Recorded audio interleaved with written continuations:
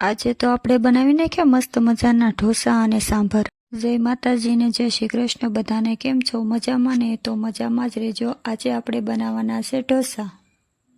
ઢોસા બનાવવાના હતા એટલે 6-7 કલાક પહેલાં જ તે આપણે અડદની દાળ અને ચોખાને પલાળીને રાખેલા હતા।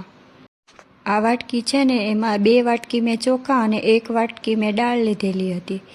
અને પછી આપણે મસાલો બનાવવા લઈ લીધેલા હતા બટેટાને કરી નાખ્યા એક સરખા ટુકડા અને તેમાં નાખી દીધું 1 ચમચી ભરીને મીઠું અને પછી નાખી દીધું 1 ગ્લાસ ભરીને પાણી નાખીને પછી ચાલુ કર્યો ગેસ। ત્યાં તો આ ગેસનો બાટલો ચાલુ કર્યો પણ ગેસ તો ચાલુ થયો જ નહીં। એ લ્યો, બાટલો વયો ગયો કે શું?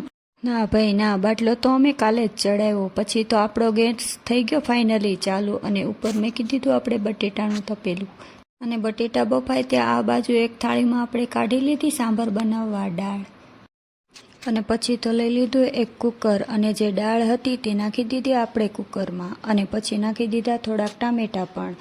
અને પછી થોડો સમય થયો તો પછી થોડીક નાખી દીધી હળદર અને હળદર નાખ્યા પછી નાખી દીધું થોડુંક મીઠું અને મીઠું નાખીને પછી નાખી દીધું 1 ગ્લાસ ભરીને પાણી નાખ્યા પછી આપણે નાખી દીધી થોડીક દૂધી, કેમ કે સરગવાની સિંગ તો આપણી પાસે છે નહીં એટલે દૂધીથી જ કામ ચલાવવું પડશે। પછી તો આપણે ચાલુ કરી દીધો ગેસ, પણ મારો આ ગેસ એવો છે ને એકવારથી તો ચાલુ જ ન થાય। પછી તો આપણે મૂકી દીધી દાળ બફાવા અને આ બાજુ મિક્સરનું જાર લઈને તેમાં નાખી દીધા દાળ અને ચોખા, કેમ કે બેટર તો ઢોસાનું બનાવવું જ પડશે। પછી તો આપણે બાઉલ લઈને મૂકી દીધું મિક્સર ઉપર અને મિક્સર પછી કરી દીધું ચાલુ।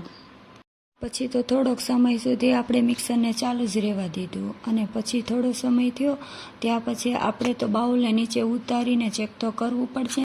પછી તો આપણે બાઉલ ખોલીને જોયું તો આપણું બેટર તો એકદમ તૈયાર થઈ ગયું હતું। અને પછી એક તપેલી લીધી ને તપેલીમાં આપણે તો બધું બેટર નાખી દીધું અને પછી આ બાજુ લઈ લીધી હતી આપણે એક કઢાઈ અને તેમાં નાખી દીધું હતું થોડુંક તેલ, કેમ કે આપણે મસાલો તો બનાવવો જ પડશે ઢોસાનો। અને પછી તેલમાં નાખી દીધું થોડુંક જીરું નાખ્યા પછી આપણે નાખી દીધા લીમડીના પાન અને પછી નાખી દીધા લીલા મરચાં અને પછી થોડીક વાર સડવા દઈને પછી નાખી દીધી ડુંગળી।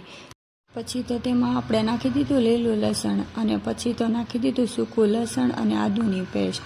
થોડીક વાર ચડવા દઈને પછી તો આપણે નાખી દીધા અંદર જે ટુકડા કરેલા હતા તે ટામેટાં અને પછી તો બધાને સરખી રીતના કરવા માંડ્યા આપણે મિક્સ, જ્યાં સુધી ટામેટાં ગળી ન જાય ત્યાં સુધી આપણે કરવાના છે। પછી તો નાખી દીધું આપણે તેમાં થોડુંક મીઠું અને પછી નાખી દીધી થોડીક હળદર અને પછી નાખી દીધું થોડુંક મરચું અને પછી નાખી દીધું ધાણા જીરું અને પછી થોડો સમય થયો તો આપણે એને ચલાવવા માંડ્યા અને પછી થોડુંક નાખી દેવાનો છે ગરમ મસાલો અને પછી તો સરખી રીતના આપણે કરવા માંડવાનું છે મિક્સ, કેમ કે જ્યાં સુધી તેલ છૂટું ના પડે ત્યાં પછી આપણે નાખી દેવાના જે બાફેલા બટેટા હોય ને તે, પછી કરી લેવાનું સરખી રીતના મિક્સ।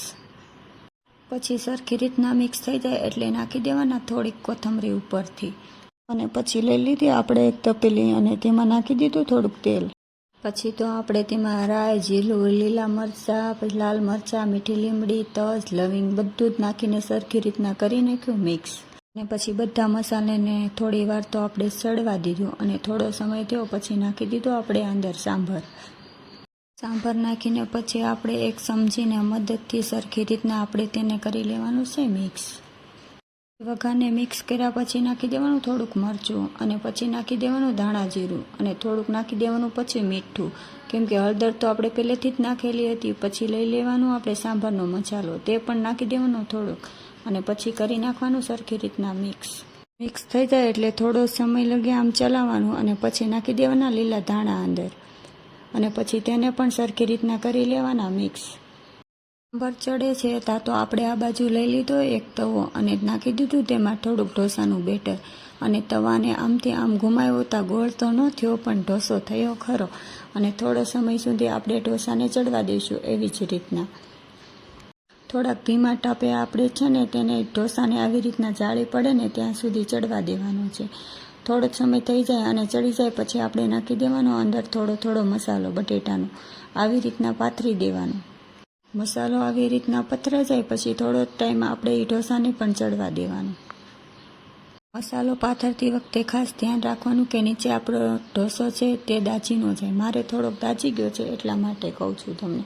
અને પછી તો આપણે પલટાવી દીધો એક સાઈડ અને પછી બીજી સાઈડથી પણ આપણે પલટાવી દીધો. પણ આપણે એ ભૂલ થઈ ગઈ કે આપણે નીચેથી ઢોસો છે ને તે થોડોક દાજી ગયો હતો. પછી તો તવીથાના મદદથી હું ઢોસો લેતી હતી પણ આવ્યો નહીં તવીથાથી, એટલે પછી મારે તો હાથ જ વળગાવવો પડ્યો. અને પછી જોયું તો છેલ્લે નીચે થોડોક દાજી ગયો હતો અને પછી તવીથાથી લીધો તો ઝટથી આવી ગયો હતો. આવી રીતના બનાવ્યા છે મેં ઢોસા. જો તમને ગમ્યા હોય તો જરાક કમેન્ટ કરીને કહેજો અને કાંઈક ભૂલ થઈ ગઈ હોય તો માફ કરજો.